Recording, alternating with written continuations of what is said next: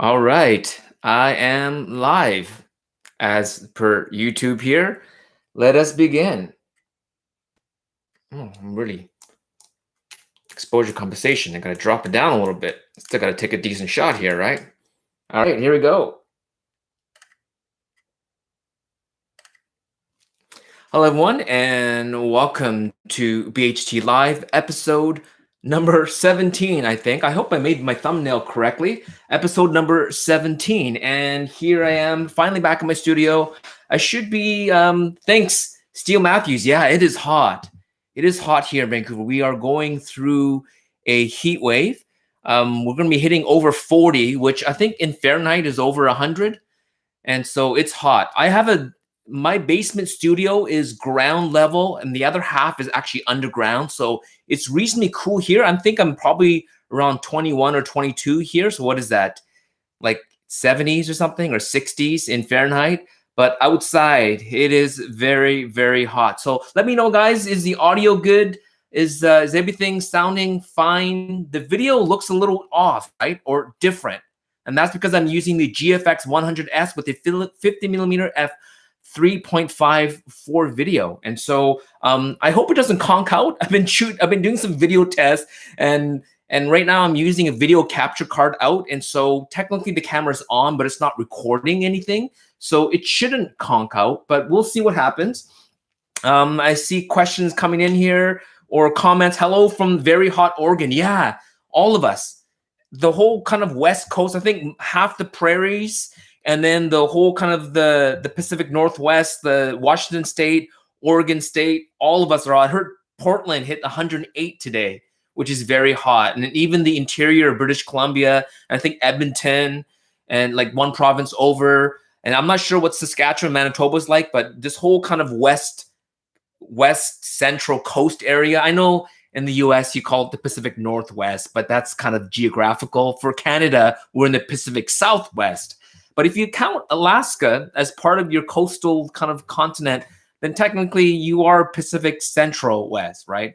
But anyways, either way, this whole kind of area is really hot. So a lot of you guys might be out in the lake enjoying the sun. Again, let me know about the audio. I am using the Blue Yeti here as my main microphone. Hopefully that's picking up pretty good, and there's no delay between my video feed and my mouth. And I'm using the GFX100S with the 50mm f 3.5 at f4. So you're getting about a 40mm f 2.8 or so equivalent in full frame. So that's kind of, if you're noticing, wow, Taki, you look very 3D like, it's because I'm using a medium format camera for video. 108, yeah, there you go. That's what I heard. I heard that Portland was hitting 108. That's very hot. Audio is good. Thank you very much, Steele Matthews. What camera will you be testing next? Yeah, we will see what. So right now I don't have anything brand new. I've been testing out the two Leica Qs for the past almost month now. So thank you so much, Leica North America, for letting me keep these for so long. And they did say they were going to send me the Leica SL2S, but then I saw the new M10R, is it, with the black paint? But that's not so much fun to use as much as it is to wear out, because with that black paint, of course, it brasses pretty quickly. But you kind of need to brass it yourself. This isn't some Lenny Kravitz version where they pre-brass it for you. So the beauty of that camera would be for you to buy it and to let it naturally brass to your own kind of shape, the way you hold it and stuff like that. And so it's like wearing on your own pair of jeans, right? When you buy a brand new pair of really good vintage denim, I don't know, whatever what is it called, the fancy pants denim that a lot of them come from Japan. But anyways, that's the beauty of the new Leica. So anything else, I don't know. I know Fujifilm probably has a new announcement coming up soon. I'm not part of the launch, but it looks like maybe there's a 50S Mark II coming out, because all the rumor sites that's all I've been talking about. But I haven't been asked to join it, so I have a feeling it's going to come out very soon, within the next couple of weeks or so. But I have the original 50S, which I really like, and I have the new GFX100S, which I really like, but not what people might think why I like it, which is like 100 megapixels is awesome, but unnecessary. Even my M1 MacBook Air struggles to do 100% zoom in. I get the little beach ball, and yeah, it's great, but I personally don't need 100 megapixels. I would be really happy. So the Leica Q2 and the Q2 monochrome are both 47 megapixel, and the 50S is 50 mega. I think 50 for non-APS-C is nice. And whatever the new XH2 is going to be, a lot of people are assuming it'll be anywhere between 40 and 45 megapixel. But the key is people are looking at that possible 8K video. I'd be happy with 6K, but 8K is nice if you need to magnify parts of the video. So even though your timeline, you might shoot it at 8K, when you actually render the video, it might only be a 4K timeline. But with 8K, you can punch in 50%. Oh, sorry, 100. Anyways, you can punch in, and as if you have two different focal lengths, right? And you still keep a 4K timeline. Where a lot of people right now are shooting 4K with a 1080 timeline and using the 4K to punch in. And so 8K would be useful for people that are doing, like real cool video type work, which I don't. I typically do talking head, overhead, and really basic type B-roll stuff. If I'm doing anything fancier, I will work with a videographer. So anyways, I'm gonna try to catch up here. We all love talking about weather, don't we? But thanks for asking me, Steele Matthews, about what camera I'll be testing next. I might ask for an older lens and camera combo that I reviewed previously from Fujifilm that I didn't get as much time with it as I wanted to, like the 50mm f1 or the 28mm f1.4, the XF lens, and maybe the XS10. I might ask for that back to retest it. And as well, I do have the Leica SL2 with the 16 to 35, which I started reviewing, and then I got the two Leica Q2s, and then I stopped reviewing. And so I have that still, which is back at home, not at my studio. So I'm gonna do that. And I thought it'd be kind of fun to show you the XT4, because I'm always using it in my videos, and so often you rarely see me holding it. But this is my main video camera, and this is my main video lens, the 16 to 80. I love it for my ecosystem in terms of talking head video. I'm usually around 18 to 23 millimeter in APS-C, right? So I'm around 28 to 35 mil in full frame equivalents. And then when I do product photography, I'm anywhere between 35 and 50. So again, I'm at either 75 or 50 mil equivalent for product photography, and all the way up to 80, which is really kind of tight product photography. And to be able to do all of that with the one lens is perfect for me, because when I'm doing product photography, overhead video, talking head video, I just use one lens. And that's why I really like this 16 to 80. And I have yet to travel with this lens. And so going to Hong Kong, I probably will bring the 10 to 24 for vlogging, 16 to 80 for just like general purpose, and then bring one fast prime with me or anything that I'm testing. That's kind of what I'm thinking about. So, yeah, so let me just try to catch up with the comments here. What's your favorite Fujifilm recipe? Good question, Johnny D. I do always shoot RAW because I like the flexibility of being able to change the film simulation later on. Because sometimes I see a scene and I think, man, this will look great as, let's say, Acros green, right? With the green filter. But then might think, but it also might look good in classic chrome. And instead of doing JPEG bracketing, I just shoot it raw, and I will shoot my preferred JPEG, which is either classic neg or classic chrome for the day. And at night, it usually is Pro Neg standard or Pro Via when it's darker. So that's my JPEG, but I always do JPEG fine plus raw. So then when I get home, I look through the raw files. It will default to whatever JPEG that I originally shot at, and then I will just kind of take a look and then play around and adjust. But usually my guess for what film simulation profile would work best works out typically. But I do like the control of shooting raw. I like the ability to create, and also just out of my own personal curiosity. And when I write articles, I think my next Fujilove article is comparing nostalgic neg with classic neg and classic chrome, and seeing which, sort of looking at sort of like my favorite film simulations which is classic chrome and classic neg, and then the new nostalgic neg, which at first I didn't like that much. I thought, what's so great about this? But actually, I find it works great with people with skin tones. And I've been able to test the nostalgic neg because I have the GFX100S, which I'm using right now for this video. So, so that's kind of my basic recipe, which isn't really a recipe, is it? Just south of Salem. Salem, that's in Georgia, is it? Pardon my the great Vanzini photos. Salem, South Georgia. Is that where Salem is? Pardon my ignorance. And Steel Matthews, 0 delay for audio and video. Perfect. Thank you. I might go backwards with an XE2. XE2 is good. It has the same sensor processor as the X Pro 2 and the XT2. And actually, yeah, so it's decent enough. Lenny Kravitz lives in the middle of nowhere. I watched his Men's Health gym and fridge. Well, a lot of those rich, famous people do kind of want to live in the middle of nowhere, right? Because they just don't, they get tired of the fame. And I mean, Lenny Kravitz, he's kind of grown up in stardom, right? His mom was, I forgot what his mom's name was, but she was in the Jeffersons. She was Mrs. Wilson. She played the wife of the Willises. Is that what it was? The couple that the husband was white and then the wife was black. That was Lenny Kravitz's mom, that woman that was in that TV show. But anyway, so Lenny Kravitz grew up kind of famous. I think he went to 90210 Beverly Hills High School with Slash and with a few other quite well-known kind of rich, famous kids.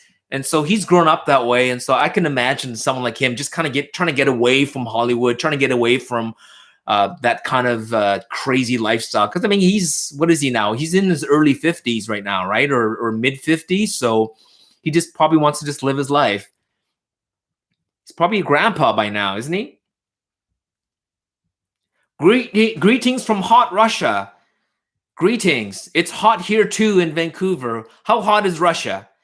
So we're hitting 40s here, 40 Celsius. So over 100 degrees Fahrenheit here on the West Coast and even along the Pacific Northwest. Someone from Oregon just said he's 108 Fahrenheit, which is like, I think 44. Hey, Google, what is 108 degrees Fahrenheit in Celsius? Hey, Google's not working. Did it work on your end? If I triggered your Google, I apologize. Oh, well, there she goes. Steel Matthews, 1680 is good street zoom. Yeah, it's a good overall lens if you need multiple focal lengths. For some people, for street, they have a preferred focal length, which for me is 28, which will be 18 on that lens. And I like to just kind of stay there. But there are times where it's like, oh, wow, there's something across the street. And it's not for my street photography, but just kind of archival or documenting something. It's great to be able to zoom in, capture, and then go back out again to my preferred focal length. So I find that a lot of people use zooms incorrectly. They use it like a cropping tool. So they see something and instead of moving closer to it, they just zoom into it, take a photo, and then kind of stand still. And that's not really a good practice because where you stand in relation to your subject as well as based on what focal length. So for instance, if you want a car to fill up your frame, you could be 50 feet away and zoom out with this 80 and get the shot, or you could be 10 feet away and be at 16 and still fill up the frame. But they'll look really different, right? The 16, other than the perspective distortion you'll get because you're so close to the subject, also pushes the background further back versus the 80 millimeter compresses. It's not optical compression. Actually, it's perspective distortion because you're further back shooting that car. The background seems much closer. And so as a photographer, you should kind of know what you want. Do you want separation or you want compression?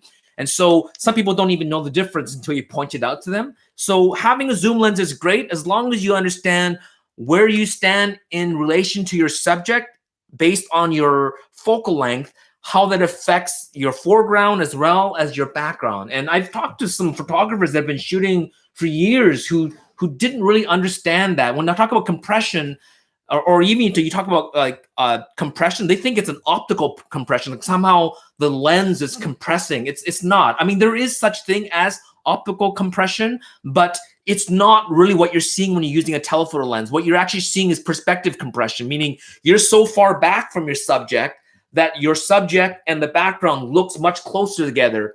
The lens isn't doing anything. It's just that you're 40, 50, 60 feet back. You're using a 200 millimeter lens. Everything looks compressed because of your relationship between you and your subject to the background. And then vice versa, when you're really close and everything looks far away, the lens isn't pushing anything away. It's not an optical distortion, an optical separation. It's actually a perspective distortion. It's a perspective separation because you're so close to your subject. It in terms of relation to your subject to the background, it actually is further away, right? Because if your subject is 1 foot away from you, right? So let's say you have a 60 millimeter lens and you're taking a portrait of your subject. Let's just say it's the microphone here, right? And this is the microphone, this is me, and I'm taking a photo of this microphone here. I'm a foot away from the microphone and the background is 5 feet away. So the relationship between me to my subject and my subject to the background is 1 to 5, right? The background's 5 times further away than I am to the subject. Now, if I had a telephoto lens and I had to go back 10 feet, right? So now I'm 10 feet away from my microphone, but only 5. And then again, the distance between the microphone and the background is still 5 feet. So I'm 10 times further away from my microphone, but then the background is only 5 feet back. So it's only 50% further back. It's going to look closer, right? So that's what I mean by perspective distortion. A lot of people don't understand that. And when you use a zoom lens, it is a cheat in terms of if you don't understand what focal length you use, which will then affect how close or far away you are from your subject and how that changes how far or close the background looks to your subject. Once you understand that, then you will know, I'll see a car and I think, you know what? I want medium compression. So I'm going to shoot with this lens. I'm going to shoot at 35. And then that will inform me where I should be standing in relation to my subject, and then take the photo, and then I get exactly what I'm looking for versus standing across the street, zooming out to 80 because it's convenient and I don't want to stand in the middle of the road. But then all of a sudden I'm getting this kind of compression that I don't want in my image. And also that does also affect your depth of field because maybe you want the subjects walking behind the car, also you want them in focus and you're at f4. Well, at f4, 80 millimeters, so it's 120 equivalent. You're not going to get much in focus, even on the other side of the car. It's going to be out of focus by then. So understanding that, either you shoot at f16 at 80, or you realize, you know what, if I just shoot at 35, walk halfway across the street, and at f5.6 or f8, if anyone's walking behind the car, they'll still be in focus. So all those things you need to be navigating in your mind when you're using a lens like this for street photography. And as long as you understand that, then a zoom lens is a very, very powerful tool for street photography. And that's why I love my 10 to 24 for street photography. It goes from ultra wide to basically like a 35 mil equivalent. And so being able to go from 15 mil wide to 35 mil equivalent, it's a really powerful tool. And that's why often I use that lens for street photography in a place like Hong Kong. So let's catch up here. 100 in Fahrenheit is like 47 in Celsius, I think. Yeah, I don't know that. I'm sure once you get used to Fahrenheit, it becomes normal to you. But I try to explain to my American friends that there are probably one of only 3 or 4 countries in the world that still uses Fahrenheit. But Celsius is easy to remember, right? Because 0 is freezing and 100 is boiling. And then everything in between kind of falls into place. But it's like meters and feet. Being Canadian, being next to the US, started when I first was young, we were still using feet versus meters, like feet and yards. And so I'm used to feet. So I know my height in feet, but not in centimeters. But I know centimeters makes more sense, right? Everything in hundreds and thousands and stuff like that, it makes more sense. But feet is what I remember. So I think a lot of my American friends are that way. You're just used to Fahrenheit.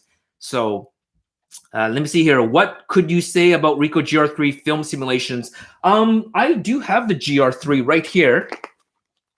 So the GR3, I love the positive film. I think it's great for even daylight as well as at night. I've taken some pretty cool shots. If you look through my Instagram account, some beautiful pictures using positive film. I don't like the bleach bypass. It's a little bit too over the top for me. And as well as the high contrast black and white, if you like that look. So those two I like. Other than that, I find the other film simulations just okay. You can really fine tune their film simulations in the Ricoh GR and then save them.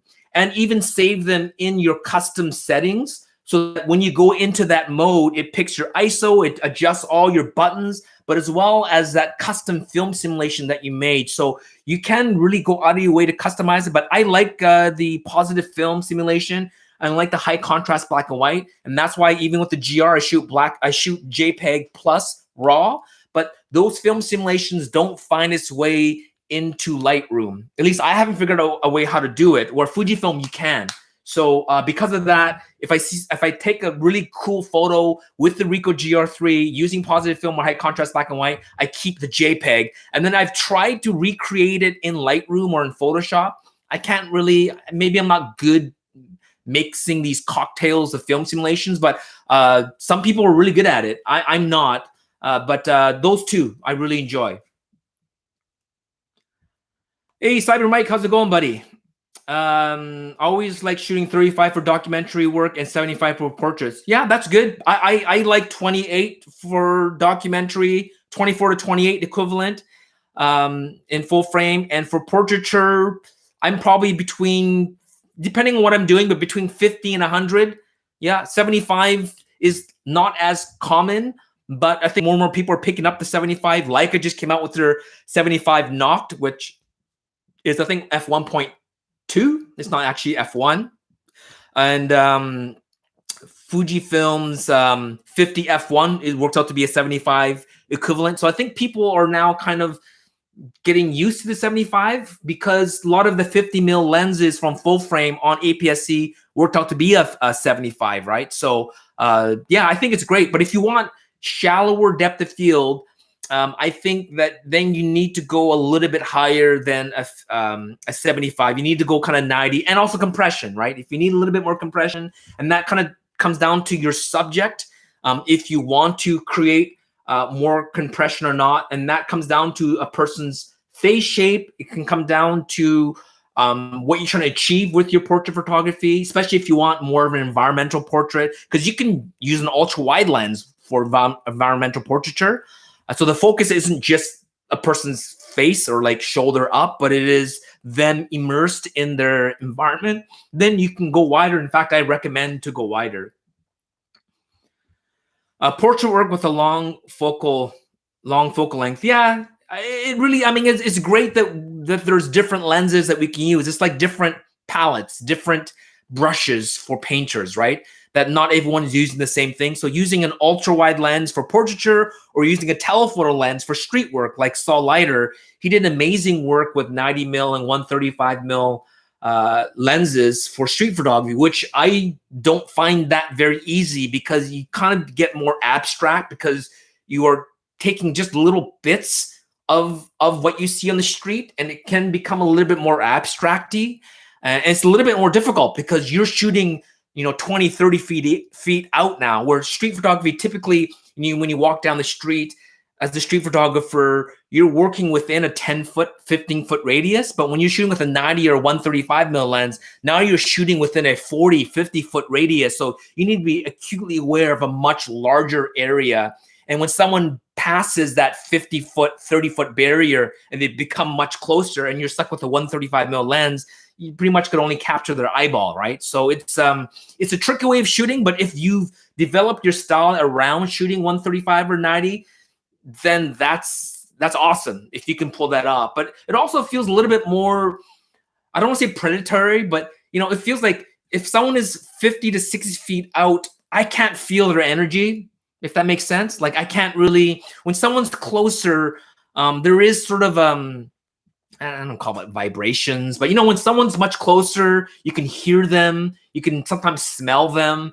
You get a more instinctual sense of a person, where if they're much further away, it's a lot harder to, it's like a dog, right? A dog needs to smell your hand because a dog's major sense is actually smell over visual. Where humans, we are strongly visual, where many animals are strongly, what do you call it? Smell, whatever the term is.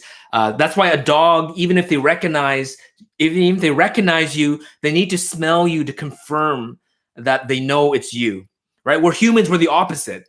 I heard someone use an example of, if you walk into your house and you smell cookies, we still look for it. And then when we see the cookies in the oven, and then we're like, ah, yes, we feel more satisfied because we're visual. So we smell the cookies, but until we see it, or even if you hear someone's voice, right? You hear their voice and we quickly look for them. And as soon as we see them, it confirms in our mind, yep, this is real. Where a dog is the opposite. A dog can see you even through a glass, but they can't smell you. They know it's you, but until they smell you, they can't really, their primary sense is smell. So humans, we are very visual, although sounds and smells also play into it, but our dominant sense is what we see. But all those other little cues like smell and sound works into how we engage and communicate with other humans. So that's why I'm thinking, for myself at least, using a 90 or 135 mil disconnects me from people. I want them much closer to me, even if I'm not directly communicating with them. That the closer they are, there's a more of a sense of me knowing who they are and kind of getting an energy off of them, kind of like knowing, are they in a hurry? Are they happy? Are they sad? Are they willing to engage with me? From further away, it's a lot harder to gauge that. So that's kind of my take on street photography and using different focal lengths. We're still talking about temperature. That's good. We could just do like a weekly weather report with BHT. Let me see here. So the great Vancini photos, 41 is 106. Yeah, that's hot. And the great Vancini, you're the one that said you are in Russia. Was that it? And you said you were really hot there as well. The great Vancini, yes, a vibe. Good explanation. Yeah, you get a vibe off of people, right? And I think that's where, for humans, touch is also very important, right? I remember there was I forgot his name now. He's kind of like a motivational speaker, more on the business end on YouTube. And he says, when you sign a contract, it's kind of a cultural obligation to shake after, right? Legally, you don't need to shake. You sign the contract is done. And then he used an example of, what if you sign a contract for a business and then you go to shake someone's hand and they refuse to shake and they say, well, you know what? We signed the contract. We don't need to shake hands. He says, how do you feel inside? He says, you kind of feel like, even though he legally, fulfilled all his obligations by signing the contract, the fact that he refused to shake hands, I don't trust this guy anymore. And in terms of a legal sense, it's illogical, right? You're thinking, no, like he's bound by the contract. He physically signed that contract, and you have witnesses that saw it and it's signed. He's obligated through that contract. But in terms of a human relationship, you're like, well, the dude didn't shake my hand. I don't trust him anymore, right? It's because of the touch. We need that sense of touch. And so that's why they say, if your culture allows for it, often just sort of and actually a lot of servers do this in restaurants, right? Especially, I shouldn't say especially female servers, but a lot of them will know to touch male servers. Like they'll come up close. And if they're good, they'll actually kind of bend down to your height level, because that's also kind of a human trait where you want to see eye to eye. Because if you look from a higher position to a lower position, there's a sense of dominance, and that's why talk show hosts typically sit up higher in their chair than their guests. If you notice that, if you see two guys that are the same height in real life, but when they're interviewing each other, there's like a foot difference. It's to show dominance, right? The host is clearly dominant, so they sit in a higher position. So when someone's serving in a restaurant, if they bend down and if they go even lower than you, it gives you the sense of dominance. And so it makes you feel good. And if the server then puts their hand on your arm, on your back, or your side, and again, it's a cultural thing. In Japan, a server will never touch you unless you go into a special restaurant. But even then, like a maid cafe, typically Japanese do not touch. Touch is a very intimate thing in Japanese culture. For instance, I know if I'm meeting someone for the first time and it's a husband and wife, especially someone of my generation, you can shake the husband's hand, but you do not shake the wife's hand. It's considered culturally a no-no. Now, the newer generation might be different, right? They're more westernized, but from my generation and my parents' generation, men and women who are strangers don't touch hands. It's just not, it's because it's considered too intimate. But anyways, touch is very important, right? So when I meet people on the street and I can get a good vibe off of them, I ask them, may I take their portrait? And I would usually say, if it's okay for me to touch them, I say, can I just direct you a little bit? Can I just touch like this? You know, and especially when it's women, I'm very careful. But with men, you know, we're guys and we can kind of high five and we can fist pump and stuff like that. Typically, if I like to shake hands, but pat them on the shoulder and stuff, and there's an immediate connection. There's a sense of friendliness, and I think they can sense by how you touch them, and also, you know, eye contact and that kind of stuff, and all the other senses, that people will trust you more when they realize that you are no threat. And again, touch is a very important human element when you're working with people. So you'll see really good wedding photographers as well. Again, culture appropriate, where they're directing, and that's where I find that female photographers, women wedding photographers, are very good, because they have that sense of how do I disarm my subjects where they feel comfortable with me and that they trust me, and they really let their guard down when I'm taking their photos. So they, after a while, they just see me as a friend hanging out with them all day, and they kind of forget that the camera's there. Women tend to have really good, in general, better interpersonal skills than many technically good male photographers, but maybe aren't as good in terms of being intimate with a stranger, but not in the sense being like inappropriate, right? And I think women kind of know that balance. They're really good, you know, often with children in general. And I learned that from my wedding photography. The best way that I became a better photographer was improving on my interpersonal skills. And that's where I learned a lot of my street photography skill set, was from shooting weddings for over a decade. You learn how, you know, you talk to children, you bend down, right? You go right down to the level and you talk to them. And then, you know, of course, you ask the parent, you know, is it all right? May I take a photo of your child? And if they say, sure, go ahead, then you talk to the child face to face, and you try to look at their eyes, and you try to get physical contact with them if, you know, appropriate, depending on where you are and the situation, and the parent is nearby. And all these little things will refine your ability, especially if you're doing street portraiture, not necessarily street photography, but even with street photography, I think understanding human behavior, human interaction, and how to quickly disarm people. You know, one way is by taking a step back, right? I find when someone, you could tell that they're nervous, or they're not, you know, they don't really trust you yet or something. I have business cards. That's a good way of kind of showing people like, hey, this is what I do. You know, this is my business card. You take a step back, you give them a little bit more distance, and then you just kind of watch their body language. And if you feel that the walls are kind of coming down, then you take a little bit step closer. And that's when you can decide to use the LCD screen to take a portrait. So instead of me getting like this, right, what I would do is go like this.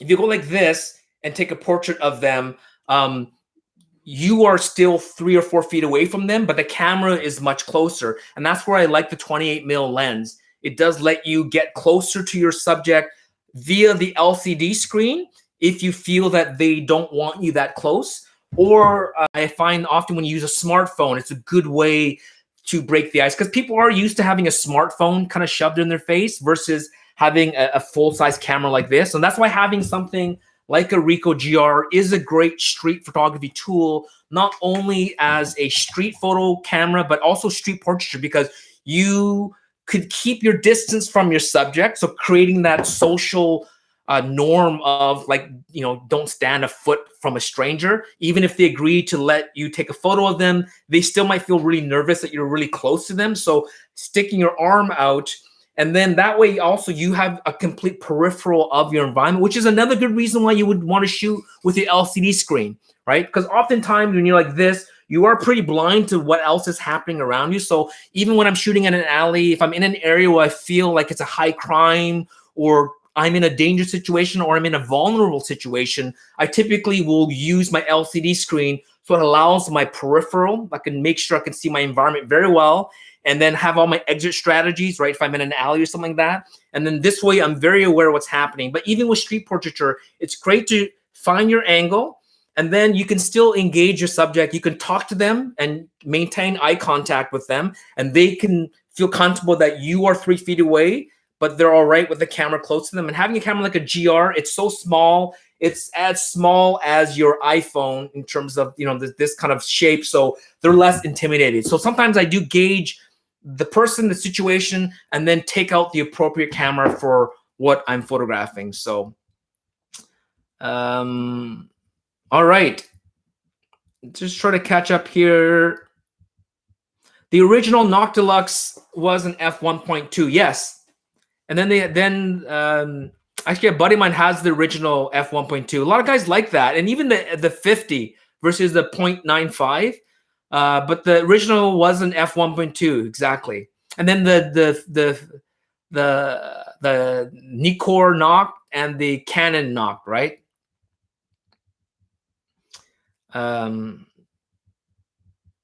Kevon, I love those William Klein voyeur street shots, even if some of them are staged. Yeah, I mean, you know, that's called there's a term for that, staged, those kind of staged shots. Yeah, I don't mind if they're staged or not. As long as the photo holds up, as long as they don't try to sell it as non-staged, even though it was staged. But sometimes staged is awesome. They look pretty cool. Although I do find that when it's staged, I like the people smaller, not bigger. When the subjects are much bigger in the image, other than portrait, if it's a street style, I love street that's really up close and you could tell that they use the wide angle lens.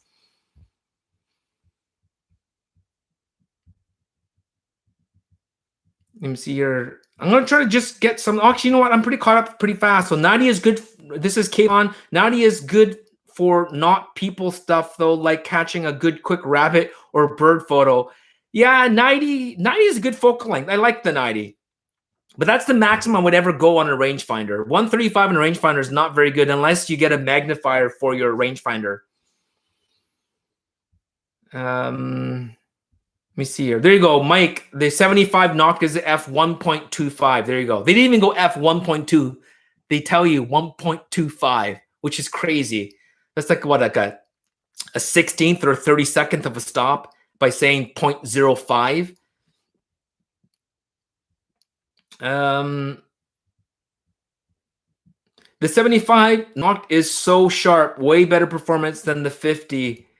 Yeah, I haven't tried the 75. A good buddy of mine in San Francisco has a 75 and he loves it. Cyber Mike, in Japan, you could say bowing for respect. It's still a form of gesture. Oh yeah, I mean, Japanese are all, because the language can be very ambiguous.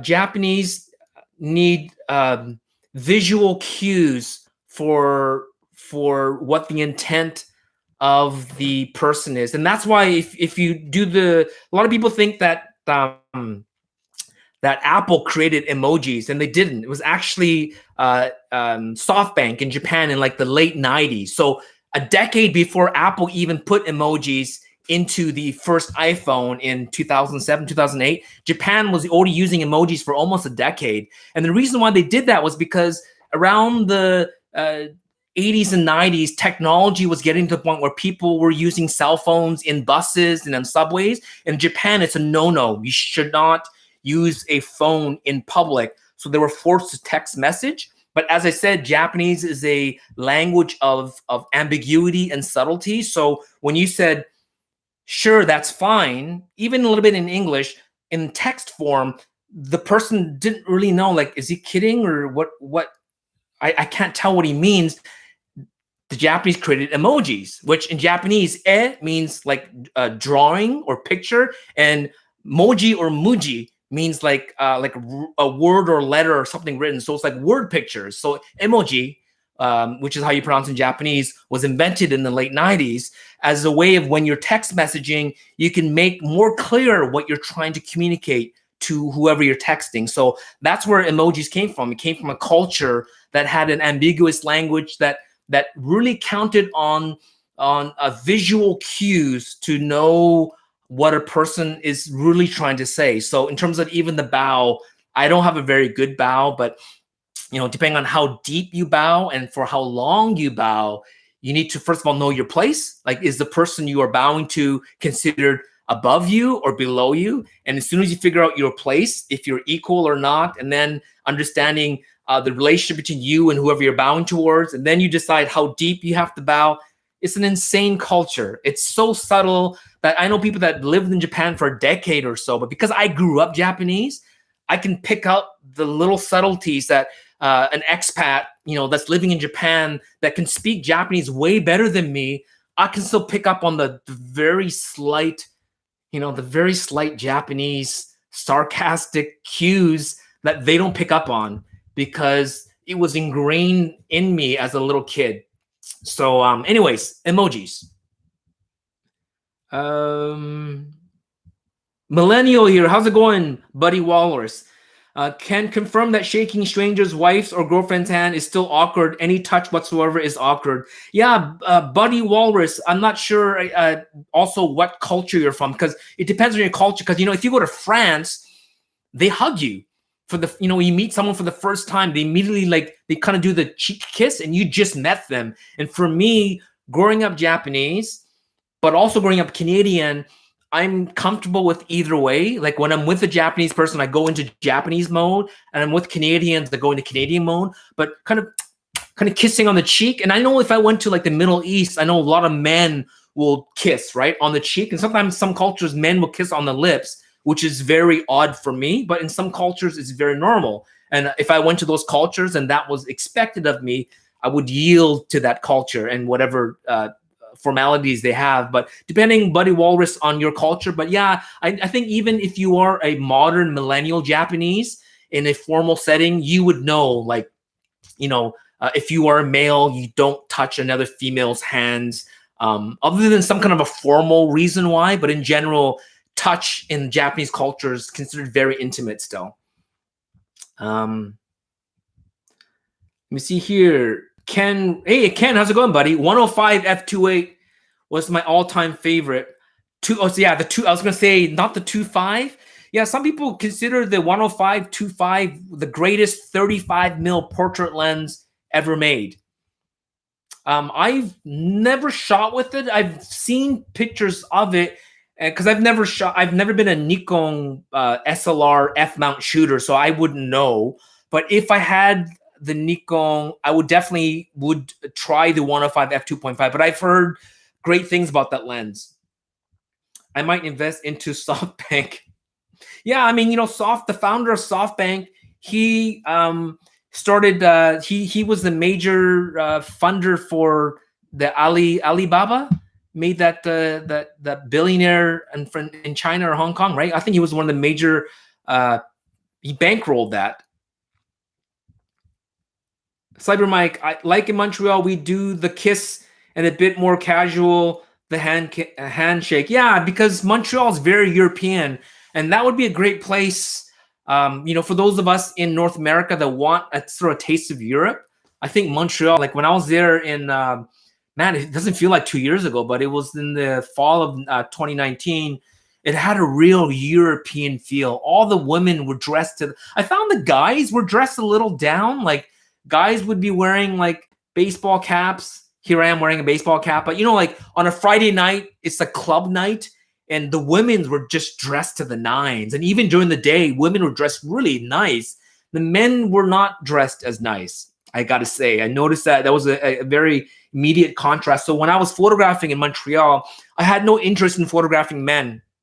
They just didn't impress me. They looked either the same or maybe slightly better dressed than Vancouver men. But I think actually Vancouver men might actually dress better. I think men on the West Coast dress up a little bit more than in Montreal. But the women, man alive, especially in the fall, because I think women really invest in really nice jackets and hats and stuff like that in Montreal, really nice boots. They were just dressed to nice. Like when my wife dresses up here in Vancouver, she really stands out. But I told her, you go to Montreal, you're considered standard in terms of how you dress up, like really nice boots, a really nice long coat, a nice hat, you know, hair done up really nice, a nice scarf, nice gloves, a nice purse. Montreal, at least where I was in Montreal, just really, really beautifully dressed women in Montreal. Let me see here. All right. Let me just I'm caught up here, guys, and I've been on for 45 minutes, and it is getting hot in my. I have a fan underneath my seat here, but I'm afraid that the microphone will pick up on the fan noise, so that's why I decided to keep it up. But again, I am using the GFX100S to shoot this video with the 50mm f3.5 at f4. I mean, I'm not shooting in 4K. It's in 4K mode, but because I'm using a video capture card, I'm taking the HDMI signal and it's converting it to 1080p 30 frames per second. And I am shooting at 30 frames per second on the camera right now. But this is using the GFX100S for video. And this is the type of shallow depth of field you're going to get on medium format, which is one of the reasons why you would want to shoot medium format video, is because of that shallow depth of field. Because if you're using an 80mm f1.7 or the 110mm f2 on a GFX100S with IBIS, with 4K 30 video, with 420 10-bit internal or 422 external or 12-bit raw output via HDMI, if you have the 100 or the 80mm lens, you can get really great shallow depth of field. Even if you shoot with a X-T4 as your main video camera, you want these isolation shots. Then if you have a GFX 100 or any of the, I would say 100, because the 50S, the video hunts too much. It has the X Processor Pro, which is a 3rd generation processor. That, and plus the 50S and the 50R only has contrast detect focus. This one has both on sensor phase detect and contrast detect. So it's still not as fast as the X-T4, but I would say it is fast enough. And if you are a videographer, you probably are manually focusing with these lenses. Anyway, see how it's kind of stuck here now? There you go. It's back onto my face. And it's trying to get this. It's also minimum focus distance. There you go. So now it's on the Fujifilm. I have it on face detect, so it is trying its best to stay on my face. But this is the kind of crunchiness. I call it crunchy. There's a kind of a crunchiness to it. Maybe I could back off on the sharpness, back off on the contrast, up the shadows, and maybe pull back on the highlights on the video. But this is pro neg standard. I could have gone eternal to maybe soften up a little bit, but this is what you get with video on the GFX100S. And I did shoot a separate video for my YouTube channel to show you what it looks like. But if you want a quick look at what GFX100S looks like for video, this is what you're getting now. And so thank you so much for watching. Again, I'm going to be packing up the Leica Qs, shipped back to Leica tomorrow. So thank you so much, Leica North America, for sending these out. And my next camera should be the SL2S that they're sending out. And if not, then I'll ask for the M10M, the monochrome M10 to shoot with. But I had a great time with the monochrome M10, the Q2 here, and the color Q2. I actually picked different color straps. I would know the difference between the two, because other than the red dot on the standard Q, they're pretty much identical. Little subtle differences, but just having these straps was a great indicator of me knowing. Oh, and also I was going to show you my main camera bag that I've been using for the past month. It is just a Wotencraft Lightning Rider, and I have the camera bag insert in here. So you have this insert here that you put in. So you get kind of maybe, I would say, maybe 8 liters, 10 liters of space inside. So I could easily fit the GFX, the Q. It all kind of fits here. I'll show you with the lens on. I could put all these cameras in here. So I have the 2 Qs on either end. And I just dropped the, here you go. And I dropped the X-T4 with the 1680 inside this middle compartment. But I usually will have the GFX50S, GFX100S with the 50 f3.5 in the middle here. So lots of space in here. It is a premium camera bag. I think this is like, I forgot the price, 300 US or something, but it's a really nice, this looks like wax canvas, but it actually is Cordura. And Cordura is a really cool material. A lot of sneakers have Cordura in there, but with that out, it becomes kind of a quite a bit a thinner sling bag here. But with that in there, it's a great bag for holding your cameras if you want a premium camera bag. And so that's what I've been using. I have a review coming up on that. So thank you so much for watching, everyone. Thanks for joining. Once I stop this video and it goes to my regular feed, I'd appreciate if you can go back and visit and hit that like button. As I mentioned in my last live, I am looking for a regular sponsor. So if I get a regular sponsor, I'm going to keep this more regular. And with the regular sponsor, I can do cool stuff like giveaways and stuff, right? Because I'm getting paid to create these videos. So I am asking around if you know of a brand that would want to sponsor a weekly live YouTube show, then DM me. But if not, your likes and your views do really help, because then they can look and go, oh, wow, you know, he averages 3,000 to 4,000 views, lots of engagements, lots of questions, lots of likes, lots of comments. Let's sponsor this series. And so thank you so much for watching. We'll talk to you soon, and happy shooting with the Ricoh GR3. Click. It doesn't focus that close, does it? There you go. So maybe around here, here, there you go. Click. Click. We'll talk to you soon, guys.